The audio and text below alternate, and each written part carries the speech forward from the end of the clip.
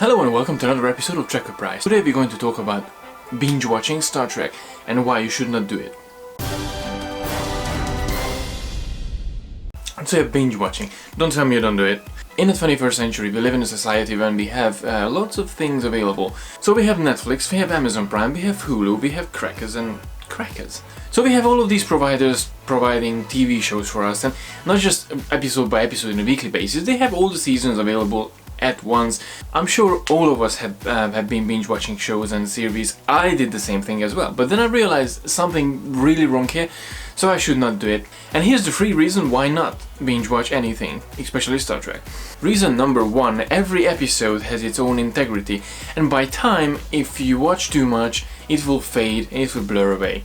So let's see, what does it mean? Let's say if you start to watch Star Trek Voyager at the beginning, and you watch the first episode and you quite like it, and you watch the second episode because why not, you have time, it's a weekend, and then you got interested and you watch the third episode and you watch the fourth, and then at the end of the day, by dinner time, you get through in the whole first season, which is like 16 episodes.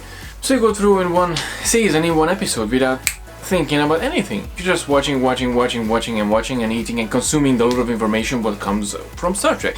I remember back in the days when I started to watch Star Trek, it was like 20 years ago, so imagine. So yeah, I'm an old man now. No one really had internet, no one really had Netflix and Hulu and all the other providers, and Star Trek wasn't available as much as now. The only source for me personally watching Star Trek was from TV, and I had to wait for every Saturday and Sunday to actually follow up and catch up with the next episode. And I remember I was so excited to actually through the week to actually wait for the episode. When it comes to integrity of the individual episodes, obviously with a series you have a story arc and you sort of getting the informations from the beginning through the series how it will conclude.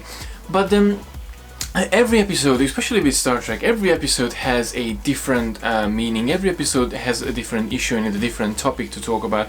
And if you watch one episode a week, in my case it was 4 episodes a week, but then that's 2 episodes on Sunday and 2 episodes on Saturday, or vice versa. So if you watch 1 episode a week or 2 episodes a week, you have time to actually consume the information. With Star Trek you have to take time, you have to think about everything what you see on the screen. Yeah, with episodes like Who Watches the Watchers, or with episodes like Pathfinder from Voyager, or episodes like The Visitor from DS9, they're all brilliant episodes, and you don't really want to rush in every episode. So I remember the time when I watched 1 episode in the week, and then I kept thinking about the episode. I was so under the impression what happened in the episode, and I was analyzing it, I was reading about the actual episode. I was actually digesting and I was analyzing 1 episode, and I've got all the information from 1 episode a week, so I had time to digest the whole thing. Reason number 2: cliffhangers and conclusions need time to breathe. Best of Both Worlds was a double-parter, and I remember the last scene when Riker actually look at the screen, look at Locutus, and he says fire, and you know the whole screen just went dark and to be continued, and that was the last episode of the week. So I had to wait 1 damn week to actually find out what happened in this episode. Is Locutus going to die, or are they going to destroy the Borg cube, or the Enterprise will get destroyed? You had so much questions, and you were so eager and so hungry to get the answer for, but unfortunately you had to wait for a week. And while you're waiting to the next episode in 1 week period, you had this anticipation and you had this excitement to what's gonna happen in the second episode, and you just start to make up theories about that, and this is brain work. This is when your brain actually starts to play off with the idea, and you don't know what's gonna happen in the next episode, but you're kind of getting the clues from this actual episode, and it's like, oh, that happened in here, so if that character went there, that might be affecting the next episode. So this is the theory time. In that 1 week you can actually theorize what can happen, what could happen in the next episode, and this is something marvelous to think about the ideas and to reanalyzing the episode and just going into deeper to the story arc is something beautiful. And if you binge watching the TV show and you have a double-parter, you will never get the same experience. Reason number 3: we should get to know the characters in a regular basis, not in a day.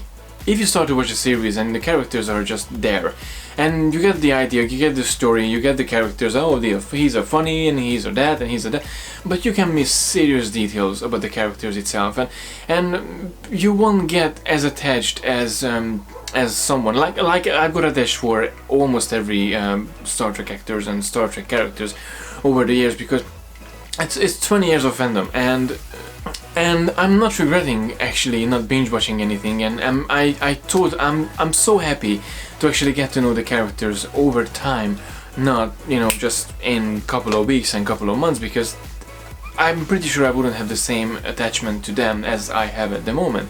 So I remember Star Trek Nemesis, and this is a spoiler, so if you didn't see the movie, just skip this part. I remember Star Trek Nemesis and the end scene when Data sacrifices himself to save the crew of the Enterprise. I'm not afraid to admit I dropped a couple of tears, because Data was one of the brilliant and beautiful character in Star Trek, and over the years you get to know this android, you get to know this this person, and you remember all the adventures and all the things that happened, and of course you remember the life of Data as well from that 15 years that you've seen in Star Trek: The Next Generation and the feature movies. So generally speaking, I think I'm better to get to know the person in a weekly basis than just in 24 hours, and now what? So yeah, here you go. This is the free main reason not to binge watch Star Trek. And don't get me wrong, if you have a different opinion about binge watching Star Trek and watching Star Trek on a regular basis, or 6-10 episodes in a day, let me know in the comment section below. I'm looking forward to actually read all of your comments on this. Especially now, when we're waiting for Star Trek Discovery, and it will be only on Netflix and CBS All Access. But even with Star Trek Discovery, I wouldn't recommend to binge watch all the episodes. If it will come out and it will be available, the whole entire season, on Netflix, I'm definitely not gonna watch it every episode in one day, because it's like 13 episodes, you can't do that. Even with animated series, they're like 25 minutes an episode, and I didn't see them before, and I'm so excited actually to see the next episode, but I'm taking my time. I'm watching one episode a week. Mainly because I want to record my reviews as well, but then I'm keeping time to actually digest the episode. And even if you ask me about one episode from the animated series since I started to watch them, I'm pretty sure I will be able to say a couple of things about the episode, and I will be able to see actually what's the development through the entire season, and it's breathtaking. So if you didn't see the animated series, don't binge watch it, just start to watch it. One episode a day, 25 minutes, it's not much. You can do it. If Discovery will be available on CBS All Access and Netflix once when it will be released, and we have all the 13 episodes in one, I'm pretty sure there will be people they actually going to sit down and just get one Saturday and then go through the episodes and go through the whole series. If that will happen, I'm not gonna do that, because it just won't be the same. Imagine that if you watch the whole series in one day, like with Star Trek Discovery, you will be able to do it, and even with the animated series you will be able to do it, but then you won't give yourself time to digest the information, and you won't give yourself time to actually process everything. If you really want to watch them, one episode a day, because you have to think about what's going on in the episode, you have to think about the characters, you have to think about the gaps between, and you leave your mind actually theorizing about the episode, and theorizing about and thinking about the episode. That's something brilliant that binge watch cannot provide you. So yeah, that was it for today, guys. Thank you very much for watching as always. I hope this video made any sense. Please let me know your thoughts about this binge watching Star Trek in the comment section below. And also please go ahead and check out my website TREKKERPRISE.com. Actually started a new segment, Meet the Fans, and it's an interview series. I already have the first guest was Irish Trekkie, and the second interview guest, it was Chris, the Trek Collector.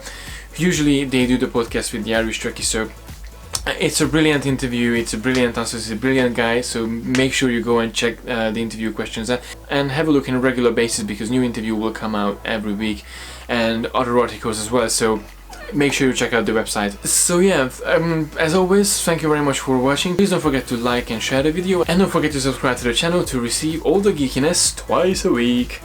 Until next time, live long and prosper. So Spock suggested logically, okay, but if we can't move the tail, just dig out Dr. McCoy. And surprisingly, Dr. McCoy survived. So digging a hole underneath someone and pulling it out from underneath the tail of a dinosaur. It's a bit more fantasy than science, to be honest.